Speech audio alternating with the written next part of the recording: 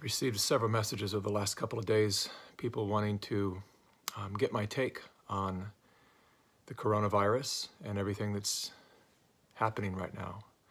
And so I want to take this moment to share my insights as much as I can, say as much as I can. There are a lot of things that I can't say, but I'll do my best to share what's relevant and necessary in this moment.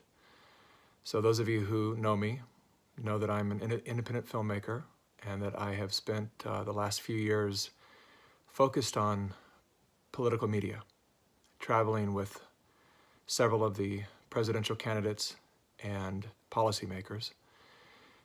And it has been an eye-opening experience, to say the least. This from a guy who was very uninterested in politics most of my life. I am now, I would say, my wife would agree that I'm pretty obsessed at this point. And I'm obsessed for good reason, because what I was allowed to see, very few people have seen. Very few people who are not in the club, that is. And my mind was blown. My heart was broken and my mind was blown. I saw behind the curtain of what is a giant masquerade, posing as politics.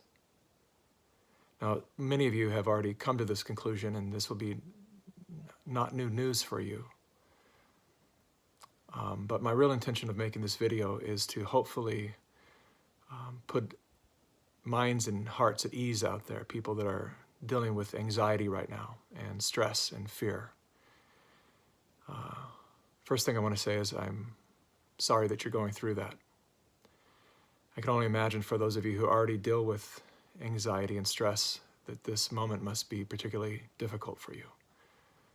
And I'm also sorry because I know that what you're experiencing right now is being generated by other people. Now, before anyone decides to write a negative comment down there to let me know your opinion, I ask you to take a deep breath before you do that. Let's not play that game this time. Seems to be the game that we play on the internet all day long. It's just venting our frustrations and angers at other people, hiding behind the mask of anonymity and social media. And for this moment, let's grow up and put that stuff aside for right now. I'm here to help. I have no other agenda but that. And if that triggers you somehow, and if you can't cope with hearing something that may be outside of the narrative that you've already subscribed to, then feel free to exit this video at any moment. Those of you who are willing to listen, to consider, not as truth, but as my truth, to maybe try that on for yourself. My intention, my hope is that what I have to say will ease your concerns a bit and perhaps even open your eyes to future events inevitably coming our way here as things ramp up into crazy times here on planet Earth. So I have no doubt at this point that the virus was intentionally released at this moment. And now there'll be a lot of people that will deny that and call that a conspiracy theory. But again, before you jump to that conclusion, stop for a moment and consider all of the other conspiracy theories that we have laughed away in the past that turned out to be true. We can go back as far as some of you are old enough to remember the 50s, right? When we were all told, I wasn't born then, but I know what happened. Everyone was told that cigarette smoking was healthy, was good for you. Even doctors repeated that false narrative. And we later learned that that was a big lie. How many other conspiracy theories like that? I remember within my lifetime, I remember when the truth started to emerge about Catholic priests abusing children. That was something that no one wanted to believe, except for, of course, the people who were directly affected by it. But everyone else just thought that was craziness. A priest of all people, somebody who preaches the Word of God and is so dedicated to their communities and to their church, to their cause, would actually do something as harmful and destructive as harming our children sexually. That turned out to be true. I can go down a long, long list, but I'll save it. And I just ask you to remember that sometimes the craziest things turn out to be the most sane realities. And that's the time that we're living in right now. A time when there is so much happening behind the scenes. And this is one of the many things that I was exposed to on my many road trips with politicians. There is a narrative that is being controlled. It is all about the narrative. In fact, Plato said, those who tell the stories rule society. And forever, people have been doing their best to control the narrative, whether it be the financial narrative, the health and medical narrative, the climate, ecology narrative, whatever it might be. There are forces that want to control their narratives for profit, for gain of some sort, most of all for control. The big game that's happening out there that we are all stuck in the middle of is a game of control. There are very powerful forces that for generations have been seeking to control all of the world. We hear this in cartoons, right? Pinky and the Brain used to say it. It's all about controlling the world. Well, it's not fiction. It is as real as it gets. There are people who want to control all people, all resources, and all currencies out there. And they've been working very hard to do it. It's one of the reasons we have central banks in almost every nation in the world right now. And so there's no denying that. I think everyone is awake enough to know that that's true. It is all about control. Those people that are in control, have been in control, are now losing control. That's what's happening. And so there is a massive panic going on. And there are people who face the rest of their lives in prison for literally espionage, traitor level activity. And they are doing everything to protect themselves right now. Now, I'm not saying they're the ones who created or set free this virus or anything like that, but it is very possible that, just consider the timing on everything.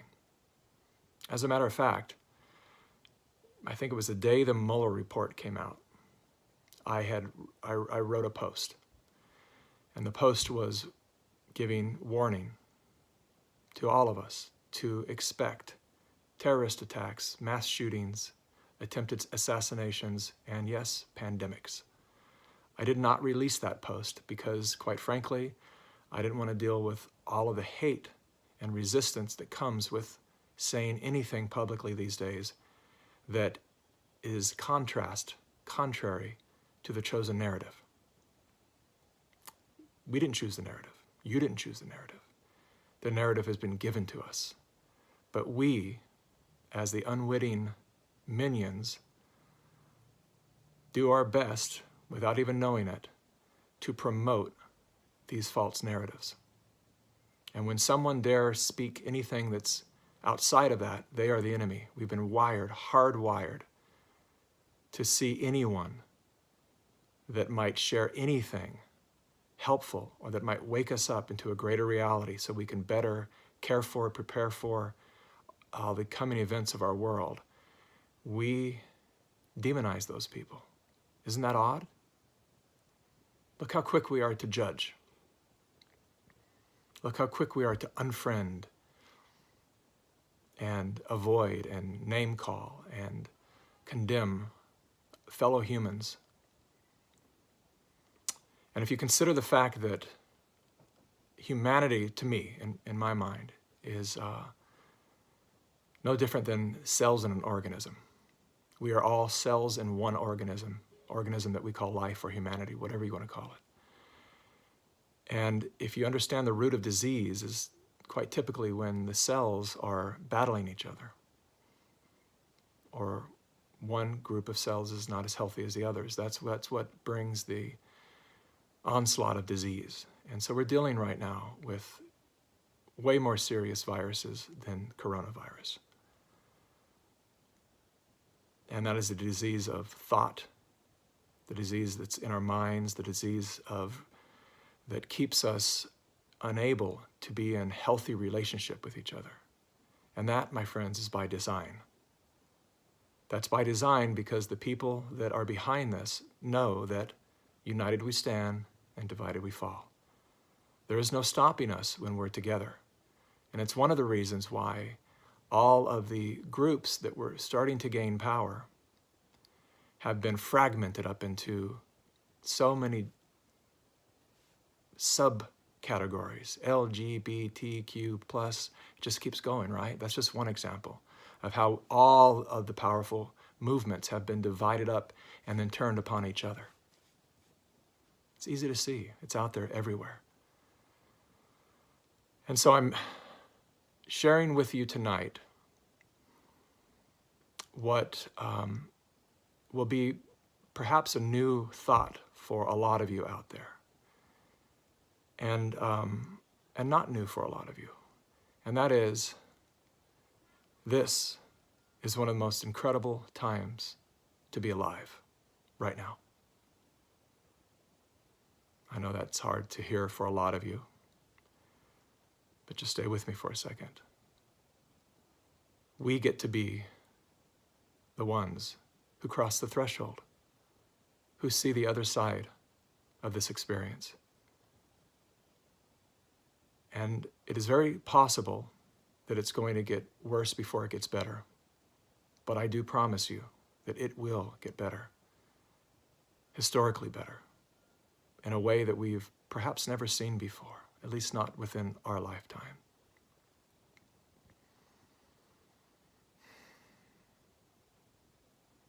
What blew my mind the most was that to learn, and it took probably a couple of years for me to really allow it in, and that is that most of the people that I thought were bad were good, and a lot of the people that I thought were good were not.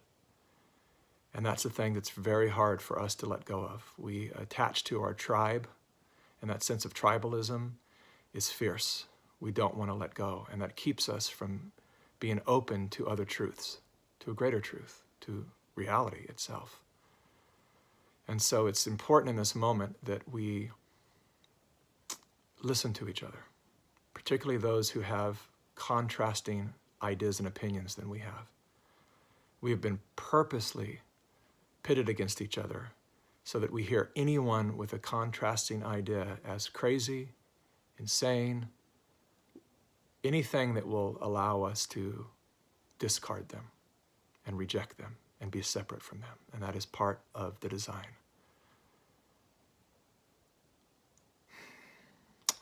And so what do we do in this moment when everyone's dealing with so much panic and so much fear?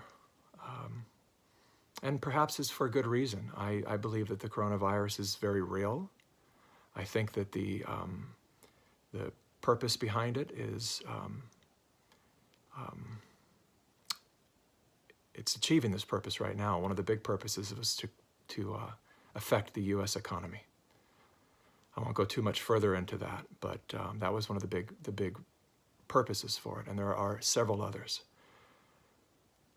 I mean, it just happens at a time when, it was being revealed that certain candidates were being cheated, and really interesting, suspicious things were happening in the world of politics, and depositions were happening, and sealed indictments were about to be unsealed, and so many things that just make the timing of this incredibly suspicious at best. So what do we do right now, people? We're all in this place of, quarantine physically and mentally. A lot of people are just plain freaking out there, not knowing what to do. I tend to remind myself at all times that it's good to be prepared. So plan for the worst, but expect the best. and hold that vision, we're powerful manifestors. When we hold a collective intention together, we actually have the power to move physical matter. But we can't do that when we're all in a state of absolute panic. If some of you saw my post that I released yesterday, it has some data in there about a lot of research that has taken place over the last few years, proving that when we're in this place of chaos and panic, that our IQ actually drops, and our ability to find solutions to problem solve goes way down. Again, that is by design. We have been corralled into being these technologically distracted modern slaves here on the planet. Even if we have a great life, I have a fantastic life, incredible wife and children, and I live in a beautiful little home and city. Yet I also recognize how hard I've had to work all of my life, and how hard everyone I know has had to work just to maintain a very modest existence. And that is by design. And so there are many things that are occurring right now that are having us waking up from that struggle and wanting to make radical change. And so it's important to remind ourselves, particularly those of us that are old enough to have lived through half a dozen to a dozen end of the worlds, to remind ourselves at all times that this too shall pass. It does. It will. It's going to. All the Y2Ks and Mayan calendars and viruses and nuclear wars and all the stuff that is every 10 years comes around, and the meteors that are going to destroy us, the sun flares, and all the different ways that we are told by the media that we're about to be over. Why do they do that? Yeah, they do it for clicks, they do it for ratings, but above all, they do it to keep us in a numb state, in a paralyzed state. So the first thing we do, if you really want to improve your life and to get past this right now, is to turn off your television. Those smiling faces that you trust to bring you world news are not your friends. Now, this is coming from an independent journalist, so I have a great deal of respect for journalists, but these people that I'm talking about, you know what outlets are in question. These people are not journalists. These are paid actors that are under contract getting a lot of money to do and say whatever their masters tell them to do. They have sold their soul, and they don't care about you. And the damage that they're doing to our collective psyche is going to take us years to recover from. The constant fear mongering, the constant spinning everything good into bad. When was the last time you saw a really positive, beautiful story on your local or cable or mainstream news program?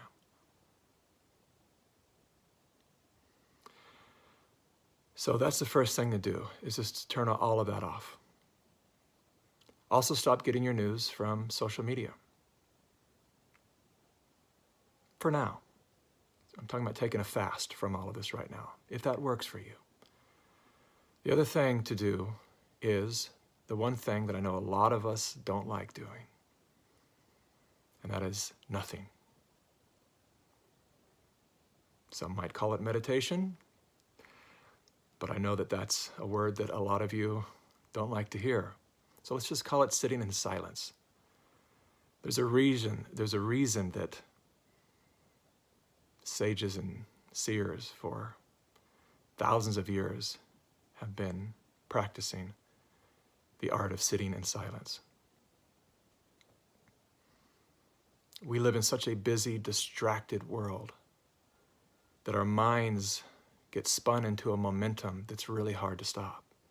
And you know this when you lay down and try to sleep at night. The mind keeps going. It's a momentum.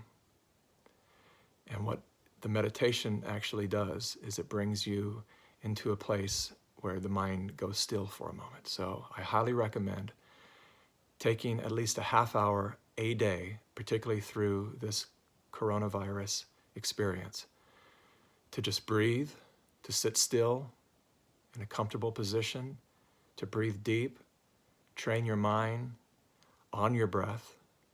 When your mind wanders, bring it back to your breath and just really focus on your breath. Let your mind go silent. And the reason for this, for those of you who don't have a practice and don't understand it, how critical it is in all of our lives, is it actually gives your mind a chance to reboot. We're all technologically advanced at this stage to understand our devices enough to know that sometimes your phone needs to be shut down and rebooted, as your computer does too. And so does the mind. And so this is, because sometimes sleeping doesn't do it. We dream all through the night. The mind just keeps going. But when you train yourself just to be still in a awakened state, as soon as the momentum of the mind slows down, other intelligence comes in, a deeper intelligence, a more real intelligence. I always like to say that this is the intelligence that informs nature. This is the intelligence that allows flocks of birds to turn on a dime at the exact same moment, with no visual cues, no audio cues. Somehow energetically, fish do the same thing. How do they do that? How do they move in such unison together?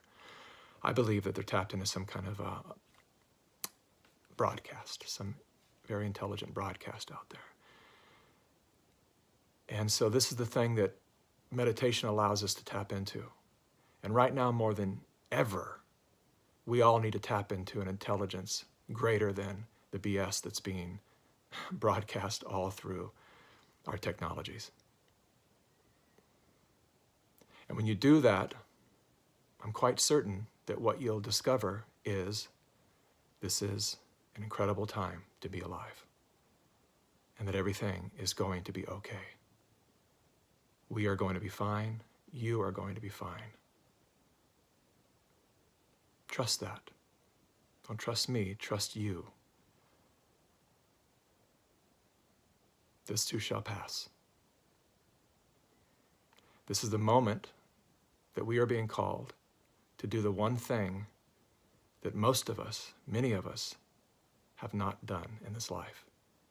And that is to lead, to fully lead, to truly lead. We have been brainwashed into believing that we are the followers and we elect the saviors, the leaders, and they're going to come in and somehow make our lives better. Yet year after year, cycle after cycle, it is proven that that's not the way it works. So is it possible that this is the time when we are all being encouraged by nature itself to step forward and to be our own leaders? To lead. On that note, I encourage anyone who sees this video to make your own video, to share it with people, to share it with your friends. If you happen to be one of the lucky ones that are in a good, stable, grounded place, share your practices, share your good news. Your friends, everyone you love, they need to hear it right now. Don't worry about being judged. Don't worry about all the haters online. They're going to come anyway. Just let them pass through. And share this video. I guess that's it for now. I appreciate your time, your presence. I appreciate you listening. I appreciate being in this experience with you. I'm grateful that I somehow chose this time and space to incarnate into this life. That may sound woo-woo for you, but this is the time when we need to get a little woo-woo, people. We need to find something deeper. This is the moment.